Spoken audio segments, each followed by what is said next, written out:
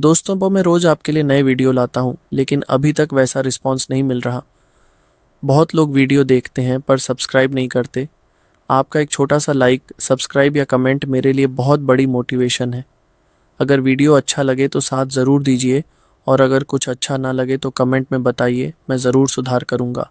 आपका सपोर्ट ही मेरी ताकत है। तो चलिए शुरू करते हैं आज का एपिसोड। ठंडी आंखें उस बेपरवाह शख्स को घूर रही थीं। बैली यूतियन अब झुंझला चुका था। अनडिफीटेड गॉड ऑफ वॉर की ताकत उसके चारों ओर लहर मार रही थी। सारी दुनिया में उसका कोई मुकाबला नहीं था, लेकिन जोफान और उसके साथी उसकी इस रौबदार मौजूदगी को यूं ही चुपचाप देख रहे थे। न कोई डर, न घबराहट, बल्कि उनकी नज़रों में एक ऐसी ठंडी बेरुखी थी जो उसकी आंखों से भी ज्यादा जानलेवा थी। बैली यूतियन के सीने में भड़की आग अचानक बर्फ की तरह जम गई। ये आदमी कहना क्या चाहता है? क्या इसे मेरी ताकत पर यकीन नहीं है, या ये मुझे कुछ समझ ही नहीं रहा? शायद इसे लगता है कि मैं इसका कुछ नहीं बिगाड़ सकता। उसके भीतर जो विश्वास हमेशा चट्टान की तरह अडिग था, अब उसमें एक अजीब सी बेचैनी दरार बनकर उभरने लगी। मास्टर जियानजुन, कृपया सोच समझकर कदम उठाइए। लेकिन तभी जोफान की वो बर्फ सी ठंडी आवाज गूंजी, एकदम बेरहम, एकदम सीधी। हम अपने मास्टर के आदेश पर बेहाई क्रकेन को पकड़कर वापस लौट रहे हैं। हमारा काम नाम के सभी रियल्म्स में संतुलन बनाए रखना है, न कि किसी देश की राजनीति में उलझना। हम टकराव नहीं चाहते, लेकिन सोर्ड किंग का ये कदम हमें मजबूरी में डाल रहा है। बाइली यूतियन की पलकें थरथरा उठीं। क्या बेहाई क्रैकन को पकड़कर रखवाली के लिए ले जा रहे हो? लेकिन इससे पहले कि वो कुछ समझ पाता, जोफान ने फिर से ठंडे स्वर में कहा, अगर मास्टर जियानजुन जिद पर उतर आए तो हमें तुम्हें और तुम्हारे लोगों को मिटा देना पड़ेगा इस मिशन की सफलता के लिए। इरेस? बैली यूतियन की भौहें सिकुड़ी, मगर उसके होंठों पर एक व्यंग्य भरी मुस्कान थी। बड़ा घमंड है तुम्हारा। तियानमो माउंटेन चाहे जितनी भी ताकतवर हो, बैली परिवार कोई कच्चा खिलाड़ी नहीं है, और अभी तुम जिसके सामने खड़े हो वो बैली परिवार का सबसे ताकतवर योद्धा है। बताओ, अब कैसे मिटाओगे मुझे? जोफान ने एक गहरी सांस ली। उसकी आंखें एक तक बैली यूतियान पर जमी थीं। फिर धीरे से सिर हिलाते हुए निराश स्वर में बोला, दुनिया ना समझ है, न अपने कद को जानती है, न आसमान की ऊंचाई। बाहर से जितनी भी चालाकी दिखाओ, लेकिन जब वक्त आता है तो वही पुरानी मूर्खता जाहिर हो जाती है। जिस तरह से हमने सीजू के 5 पुरखों को मिटाया था, वैसे ही अब तुम भी मिट जाओगे। अकेले होता तो शायद मैं हार भी जाता, लेकिन साथियों के होते हुए जीत पक्की है। मास्टर ने जाने से पहले जो ट्रेजर दिया था वो असल में क्रकेन के लिए था, लेकिन अब तुम्हारे लिए इस्तेमाल करना पड़ेगा। अफसोस है, पर तुमने ही मजबूर किया। फूलिश वर्ल्ड, अपने कर्मों का फल खुद भुगतो। ये कहते हुए जोफान ने धीरे से अपना हाथ उठाया। उसकी उंगलियों में बंधी हुई थंडर रिंग से एक चमकती हुई रोशनी फूटने लगी, एक ऐसा डरावना ऑरा जो किसी तबाही की दस्तक जैसा था। बैली यूतियन की आंखें सहम गईं। उसके माथे पर पसीना आ गया। पहली बार। तियानमो माउंटेन की असली ताकत उसे नहीं पता थी, लेकिन जो अनजाना होता है वही सबसे खतरनाक होता है। और जोफान, उसका चेहरा, उसका लहजा, उसकी नज़रें इतनी निश्चिंत, इतनी बेपरवाह, जैसे सामने खड़ा अनडिफीटेड सोर्ड किंग कोई मामूली कल्टीवेटर हो। और फिर उसे उस 6-7 साल की बच्ची की याद आई, जिसकी ताकत ने उसके रोंगटे खड़े कर दिए थे। इस बेरहम युद्ध में पहली बार बैली यूतियन को पछतावा हुआ। मैंने शायद जल्दबाजी कर दी। बैली यूतियन का दिल अब घबराहट से कांप रहा था। अगर इस आदमी के पास वाकई कोई ऐसा वंडर है जो नॉर्थ सी क्रैकन को ठीक कर सकता है, तो फिर इसे हम जैसे लोगों से निपटने में कितनी देर लगेगी? और वो जो कह रहा था कि चाहे तो एक ही वार में यहाँ मौजूद सभी को मिटा सकता है, वो सिर्फ धमकी नहीं लग रही थी अब। ये सोचते ही बैली यूतियन के माथे से और भी पसीना टपकने लगा। बैली यूले और बाकी सोर्ड किंग्स भी अब सन्न थे, चेहरे पर भय की झलक, अनजाने में कदम पीछे खींचते हुए। 9 सोर्ड किंग्स में से किसी ने भी अनडिफीटेड सोर्ड लॉर्ड को छोड़कर कभी किसी के आगे इस तरह का डर नहीं दिखाया था, और आज वो डर साफ दिखाई दे रहा था। जो फान की आंखों में अब भी वही बर्फ सी शांति थी। अनडिफीटेड स्वॉर्ड सॉवरेन, बैली यूतियन, आज आपसे मिलकर अच्छा लगा, लेकिन अब अलविदा। उसकी उंगलियों में बंधी थंडर रिंग अचानक तेज रोशनी से चमक उठी। एक अजीब, गर्म और डरावनी रोशनी जो किसी अनदेखे विनाश की दस्तक जैसी थी। बैली यूतियन की पुतलियां कांपीं। उसने फौरन हाथ आगे बढ़ाया और जल्दी से चिल्लाया, रुको! जोफान का चेहरा जरा भी नहीं बदला। उसकी आवाज़ में वही बर्फीली बेरहमी थी। क्यों लॉर्ड जैनजुन, क्या कोई आखिरी बात कहनी है? बैली यूतियन की पलकें लगातार फड़क रही थीं। उसने गंभीरता से जोफैन को देखा और धीमे से बोला, तुम बार बार फैन जियाई की चोटी की बात कर रहे थे।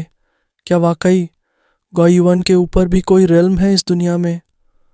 अब उसकी आवाज़ में कोई गुरूर नहीं था, बल्कि एक बेचैन जिज्ञासा थी, एक कल्टीवेटर का टूटा हुआ अभिमान और एक नई सच्चाई की तलाश। होठों पर हल्की सी मुस्कान ली, जोफान ने धीरे से सिर हिलाया। बिल्कुल है, एम्परर, होली एम्परर लिंगफन, जिन्होंने हेवन एंड अर्थ की 5 बार पुनर्जन्म की प्रक्रियाएं पूरी की, वो भी बचपन से लेकर गुइयुआन रेल्म तक सिर्फ फांजी का हिस्सा था। लेकिन जैसे ही कोई गुइयुआन से आगे तूपो करता है, वहीं से असली यात्रा शुरू होती है। तभी कोई एक्स्ट्रॉर्डनरी बनता है, स्पिरिट किंग बनकर स्पेस की शक्ति को नियंत्रित करता है। उम्र की कोई सीमा नहीं रहती, बीमारी और मौत का कोई डर नहीं। 5 decays of heaven and man के जीवन चक्र से पूरी तरह आज़ादी मिलती है। जब तक हेवनली ट्रिबुलेशन ना आए, तब तक न कोई बुढ़ापा, न मौत। और ये तो सिर्फ पिलग्रिमेज की शुरुआत है। अगर कोई एम्परर रेल्म तक पहुंच जाए, तो ऐसा कहा जाता है कि वो हेवन एंड अर्थ के साथ एक हो जाता है, अमर, अजर, अनंत। हालांकि इतिहास में ऐसे उदाहरण बहुत ही कम हैं, और वो भी सदियों पहले के। लेकिन हाँ, ये रास्ता है, बेहद कठिन पर असंभव नहीं। क्या इतनी ऊंची जिंगजाई भी है? बैली यूतियन का शरीर बुरी तरह कांप उठा। बाकी स्वॉर्ड किंग्स भी सन्न थे, जैसे किसी ने एक दूसरी ही दुनिया की खिड़की खोल दी हो, एक ऐसी सच्चाई जिस पर कभी सोचा भी नहीं था। जोफान हल्के से हंसा, चेहरा अब भी नपे तुले ठंडे भावों से भरा था। मास्टर जेनजून, और कुछ पूछना है? नहीं तो क्या मैं अब शुरू करूं? रुको! बैली यूतियन ने जल्दी से हाथ उठाए। इतना बड़ा रहस्य सुनने के बाद उसका स्थिर मन अंदर से बुरी तरह हिल चुका था। उसकी आंखों में अब सिर्फ एक प्यास थी, सच्चाई जानने की। तियानमो माउंटेन, आखिर वो जगह है क्या? वहाँ कौन लोग रहते हैं जो ऑर्डिनरी रैंक से कहीं ऊपर हैं? जोफान ने मुस्कुराते हुए सिर हिलाया और शांत स्वर में कहा, ये हमारे माउंटेन गेट का रहस्य है। मैं तुम्हें सलाह नहीं दूंगा। हाँ, अगर तुम्हें मरना है तो बात और है। उसके होठों पर एक ठंडी हंसी फैल गई। बैली यूतियन की आंखें गहरी सोच में डूब गईं। वो अब भी हिचकिचा रहा था। फिर एक लंबी सांस लेते हुए उसने धीरे से सिर झुका लिया और निराश स्वर में बोला, लगता है मास्टर जियान जुन को अब अपने सवालों के जवाब खुद ही ढूंढने होंगे, और जिंदा रहकर। जोफान ने धीरे से हाथ नीचे कर लिए। थंडर रिंग से निकलता हुआ वो तबाही भरा दबाव पल में गायब हो गया। उसने हल्के से मुस्कुराते हुए कहा, लेकिन एक बात याद रखना, जब अपने जवाबों की तलाश में निकलो तो संभल कर जाना। कुछ जगहें हैं जिन्हें टटोला जा सकता है, लेकिन कुछ जगहें ऐसी भी होती हैं जहां झांकना खुद को मिटा देना होता है। जैसे ये बेहाय क्रकेन, इसे वश में करने के लिए एक्स्ट्रॉर्डिनरी ऑर्डर की शक्ति चाहिए। तुम्हारे बस की बात नहीं है, बेकार में मुसीबत मोल मत लेना। और फिर एक सन्नाटा छा गया, जहां सिर्फ एक नई दुनिया की सच्चाई हवा में तैर रही थी और पुरानी दुनिया का अहंकार चुपचाप ढह रहा था। बहुत देर तक उसे गहराई से देखते हुए बैली यूतियन ने आखिरकार एक लंबी सांस ली और दूर से कहा, शुक्रिया श्रीमान, शुक्रिया। बूढ़ा अब समझ गया। इस बार तो मैं सिर्फ टियंजियन को सील करने आया था, उस क्रैकन से कोई बैर नहीं था। लेकिन जिस दिन मैं अपनी केंडो में पूर्ण एनलाइटनमेंट पालूंगा और फांजी से परे पहुंच जाऊंगा, उस दिन मैं टियनमो माउंटेन की चोटी पर चढ़ने की अभिलाषा रखूंगा। बस इतना जानना चाहता हूं, क्या मुझे वो सौभाग्य मिलेगा? क्या मुझे पर्वत मालिक से भेंट करने की अनुमति होगी? जुओ फान की मुस्कान में एक सौम्य ठंडक थी। उसने हल्के से सिर हिलाया। सब कुछ संभव है। तियनमो माउंटेन के शिष्य जब संसार में अभ्यास के लिए उतरते हैं, फिर वापस पर्वत पर जाकर रिट्रीट करते हैं और इनहेरिटेंस को आगे बढ़ाते हैं। अगर अगली बार लॉर्ड सॉवरेन किसी शिष्य से भेंट कर सके तो शायद आपको भी माउंटेन गेट की एक झलक मिल जाए। बाइली यूतियन ने कुछ देर सोचा। चेहरा थोड़ा उदास हुआ, पर फिर भी धीरे से सिर झुका दिया। फिर गंभीरता से मुट्ठी बांधते हुए बोला, तियनमो माउंटेन के शिष्य जब अनुभव के लिए नीचे आते हैं तो उन्हें सांसारिक मामलों में दखल नहीं देना चाहिए। और आपने अभी कहा आप सिर्फ क्रैकन के लिए आए हैं, तो फिर हमारी न तो लड़ाई है न टकराव। हमारी वेल वाटर आपके रिवर वाटर को न छुए, क्या यही ठीक नहीं? जैसे ही ये शब्द निकले, बेली यूली और बाकी सोर्ड किंग्स ने एक दूसरे की ओर देखा और फिर चुपचाप सिर झुका लिया, क्योंकि अब उन्हें भी एहसास हो गया था ये कोई समझौता नहीं था, बल्कि एक अनुरोध था अनडिफीटेड सोर्ड सॉवरेन बेली यूतियन की तरफ से।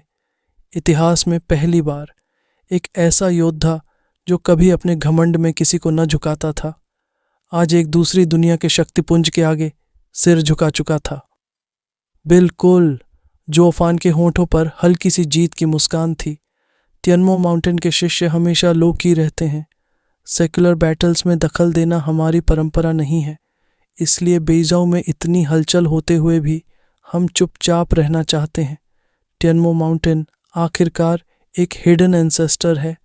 ज़रूरत नहीं कि हर कोई जाने कि हम कहाँ हैं। जब तक कोई हमारे रास्ते में न आए, हमें किसी के मामलों में दिलचस्पी नहीं। यह सुनकर बाइली यूतियन ने राहत की सांस ली। मास्टर हंजून, अब क्या मैं जा सकता हूँ? जोफान हल्के से हंसा। Oh sir, please. बाइली यूतियन ने झुककर एक सम्मानपूर्वक इनवाइटिंग जेस्चर किया, एक ऐसा आदर जो उसने आज से पहले कभी किसी को नहीं दिया था। इस दृश्य को देखकर वहाँ मौजूद सभी लोग भौचक्के रह गए। कब किसी ने अपने एंसेस्टर को इतनी विनम्रता से झुके हुए देखा था? कब से अनडिफीटेड सोर्ड किंग इतना शांत और सावधान हो गया? लेकिन ठीक उसी पल एक सफ़ेद परछाई अचानक सबके सामने आकर खड़ी हो गई, और वो कोई और नहीं, लेंगयू सोर्ड किंग बै यूयू थी। उसकी आंखों में कुछ और था, न झुकाव न भय, बल्कि कोई और तूफान जो अभी आने वाला था। जैसे ही उसकी नज़र जोफान के चेहरे पर पड़ी, बैली यूयू को अभी भी ठीक से समझ नहीं आया कि यहाँ क्या हो रहा है, पर उसके होंठों पर तुरंत वही पुरानी शरारती मुस्कान लौट आई, एक ईविल स्मर्क, और उसने एक सोर्ड फिंगर सीधे जोफान की ओर तान दी। ओ छोटे, तू क्या सोचता है कि एक अकेली हयांगजोंग की लड़की तेरी जान बचा लेगी? हूँ, ख्वाबों में जी रहा है तू। अब देख, तेरी बुआ तुझे यहीं ख़त्म कर देगी। बचा ले खुद को अगर बचा सकता है। ये कहते हुए बैली यूयू ने आगे बढ़ने का इरादा किया। उसकी अंगुली से तलवार की धार सी चमक उठी। रुको! लेकिन उसके वार से पहले ही एक गर्जना उसके कानों में गूंजी, इतनी तेज, इतनी सख्त कि उसने झटके से पीछे मुड़कर देखा। वो आवाज़ किसी और की नहीं, बल्कि बाइली यूतियन, उनके स्वयं के एंसेस्टर की थी। उसकी आंखों में सवाल था, लेकिन फिर भी वह कुछ समझ नहीं पाई। आज्ञा दीजिए पूर्वज, उसने जल्दी से कहा। ये वही धूर्त लड़का है जो खुद को टियनमो माउंटेन का शिष्य बता रहा था। इसने आपको भड़काने की भी कोशिश की थी। आपको क्या खुद हाथ गंदे करने की ज़रूरत है? यूयू ये काम आपके लिए कर देगी। इतना कहकर उसने फिर से अंगुली उठाई, जुओ फान के खिलाफ अपनी पुरानी दुश्मनी का फैसला करने को तैयार। लेकिन अभी उसका हाथ पूरा उठा भी नहीं था कि एक अदृश्य ताकत ने उसे अचानक जोर से पीछे उछाल दिया। वो हवा में ही घूम गई। उसके मुंह से गाढ़ा लाल खून उगला, जो धीरे धीरे बर्फ की सफ़ेद चादर पर लाल गुलाबों जैसा बिखर गया। हवा में सन्नाटा छा गया, सिर्फ बर्फ गिर रही थी और एक दंभ टूट चुका था। बैली यूयू। बैली यूतियन का स्वर भारी था, पर उसमें क्रोध से ज्यादा चेतावनी थी। अब भी तुझे समझ नहीं आया कि तू किससे बात कर रही थी? ये कोई सामान्य कल्टीवेटर नहीं, ये तियनमो माउंटेन का प्रतिनिधि है। और अगर तू एक पल और देर करती तो तेरा नाम इतिहास से मिटाया जा सकता था। जोफान बस चुपचाप खड़ा रहा, ना कोई मुस्कान, ना कोई व्यंग्य। बस उसकी नज़र में वही पुराना सन्नाटा था जिसमें किसी की जुबान लड़खड़ा सकती थी पर उसकी आत्मा नहीं। पुफ! नाजुक जिस्म बर्फ पर गिरा और बैली यूयू की देह ने थरथराते हुए झटके खाए। उसने धीरे से सिर उठाया, लेकिन सामने से जो नजरें टकराईं वो थीं बैली यूतियन की, ठंडी, कठोर और तिरस्कार से भरी हुई। पूर्वज, ये क्यों? उसकी आवाज़ कांप रही थी, आंखों में बस एक सवाल था, आपने मुझे ही क्यों रोका? बैली यूलई ने यह देखा तो एक लंबी सांस भरते हुए उसके पास बढ़ा, मगर तभी, यूलई, किसने कहा था कि तू आगे बढ़े? आवाज़ फिर से वही थी, ठंडी, भारी और साफ। बैली यूलई के कदम रुक गए। एक नज़र यूयू पर डाली, फिर सिर हिलाया और लौट गया चुपचाप। अब बात वही नहीं रही थी। अब जो सामने खड़ा था, जोफान, वो बस एक लड़का नहीं था, वो एक रहस्य था, एक शक्ति, एक चेतावनी। वो थंडर रिंग, वो रियल्म की समझ, वो आत्मविश्वास, सबने तय कर दिया था कि अब उसे हल्के में लेने वाला हर व्यक्ति खुद को माफ नहीं करेगा। बैली यूयू तो अभी आई थी, वो नहीं जानती थी क्या हो चुका था, पर बाकी सभी सोर्ड किंग्स की आंखों में एक ही बात थी, इससे उलझना मौत को न्योता है। मिस यूयू, क्या आप ठीक हैं? जोफान की आवाज़ अचानक पास आई, उसका चेहरा शांत, लेकिन आंखों में एक शरारती चमक। कोई मदद नहीं कर रहा, कोई बात नहीं, मैं कर देता हूँ। आखिरकार मैं बदला लेने वालों में नहीं, मदद करने वालों में से हूँ। हे। स्नैप! उसके हाथ को झटकते हुए बैली यूयू ने उसे धक्का दिया, आंखों में नफरत और होठों पर गुस्सा। दूर हट! यूयू! एक जोरदार डांट गूंजी बैली यूतियन की। मिस्टर चेन तो तुम्हारी मदद कर रहे थे, तुमने ये बदतमीजी कैसे की? क्या अब बाइली क्लैन में शिष्टाचार का नाम भी नहीं बचा? जरूरत पड़ी तो कोड़े भी चलेंगे। फिर जोफान की ओर मुड़ते हुए बोले, मिस्टर मो, कृपया क्षमा करें, इनकी स्वभाव थोड़ी तीखी है, पर मन में कोई द्वेष नहीं। जोफान हंस पड़ा। हाँ हाँ हाँ हाँ, सोर्ड किंग अगर बेबाकक ना हो तो वो किंग ही क्या। अपने हाथों को जोड़कर उसने हल्का सा सिर झुकाया। मास्टर जियानजुन, चूंकि अब सब स्पष्ट हो चुका है और हम दोनों पक्ष सहमत हैं, तो फिर हम चलते हैं। इतना कहते हुए जोफान ने छावेर का हाथ थामा और बर्फ की सफ़ेद चादर में शांति से लौट गया, पीछे छोड़ते हुए एक चुप्पी जो लंबे समय तक टूटने वाली नहीं थी। रुको ज़रा श्रीमान! अचानक बैली यूतियन की आवाज़ गूंजी। उसकी आंखों में एक गहरी सोच की लहर थी, लेकिन इस बार उसके शब्दों में कुछ और था। यूयू ने अभी अभी श्रीमान को नाराज किया है। अगर उसने कुछ करके प्रायश्चित न किया तो इस बूढ़े का दिल चैन नहीं पाएगा। तो क्यों ना यूयू श्रीमान के साथ जाए, आपके कामों में मदद करे, इसी बहाने अपनी गलती का प्रायश्चित भी कर ले। क्या ख्याल है? क्या मुझे उसके साथ जाना है? आवाज़ में एक डर, एक गुस्सा और एक चौंकाहट थी। बैली यूयू की आंखें पहले जोफान पर गईं, फिर बैली यूतियन पर टिक गईं। पूर्वज, आप मजाक कर रहे हैं ना? बैली यूलई और बाकी सोर्ड किंग्स भी हिल गए। उनके चेहरों पर सवाल थे। आखिर चल क्या रहा है? पूर्वज ऐसा फैसला क्यों ले रहे हैं? जोफान अभी अभी घोड़े पर चढ़ने ही वाला था, लेकिन ये सुनकर उसका कदम रुक गया। धीरे से उसने गर्दन मोड़ी और बैली यूतियन की ओर देखा। उसकी आंखों में एक चमक थी, होठों पर एक हल्की मुस्कान।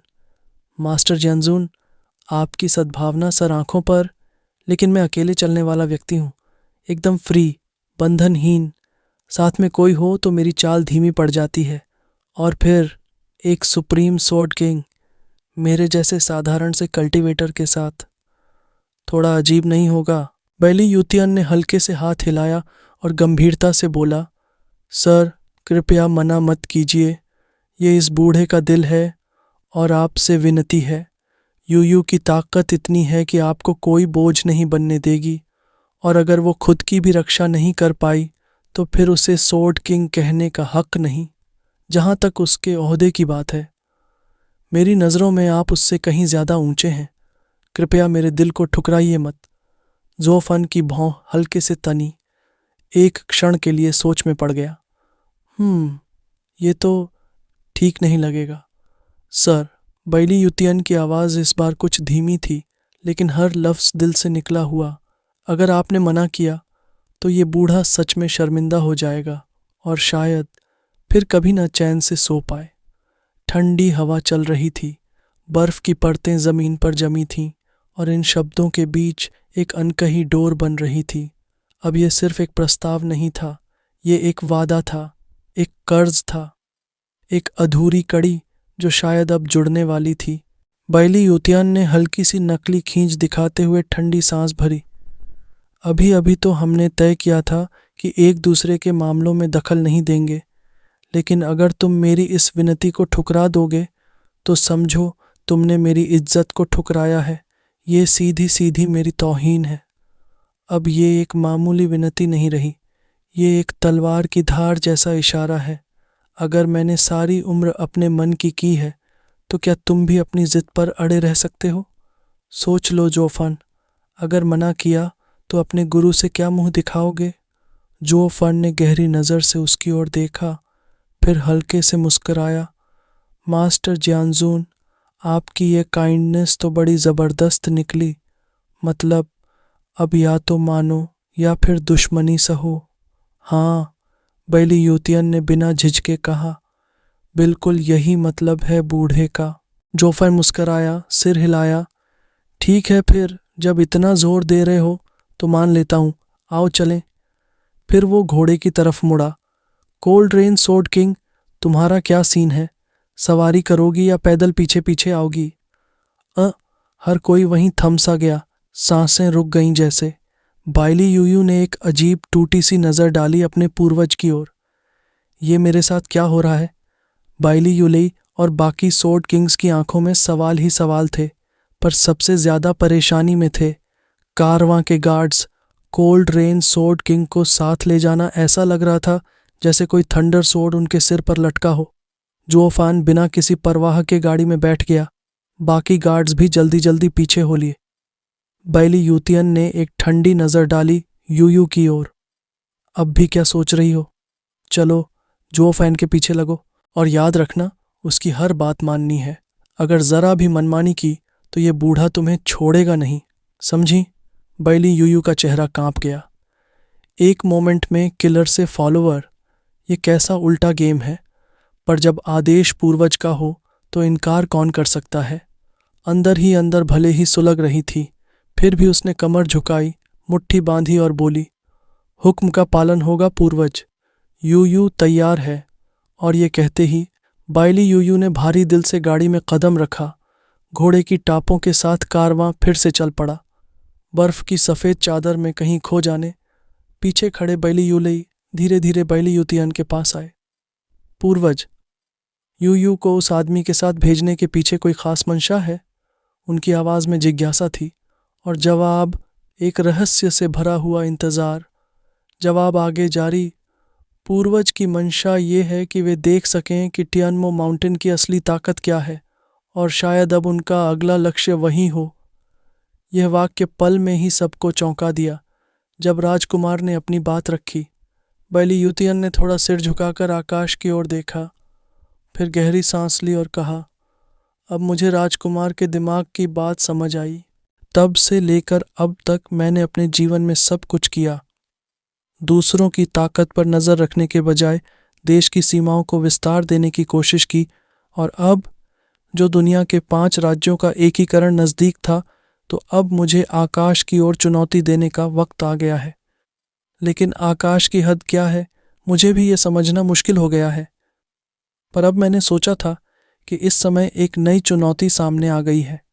वो है टियानमो माउंटेन, और इस धरती पर 5 प्रमुख क्षेत्र हैं जिनसे कोई भी रचनात्मक बदलाव कर सकता है। ये सोचते हुए मुझे बहुत अफसोस होता है कि मैंने इतना समय खो दिया। तो मैंने यूयू को भेजा ताकि वो सिर्फ टियानमो माउंटेन को देखे और उस ताकत का अनुभव कर सके। कितनी पुरानी हैं ये चीज़ें।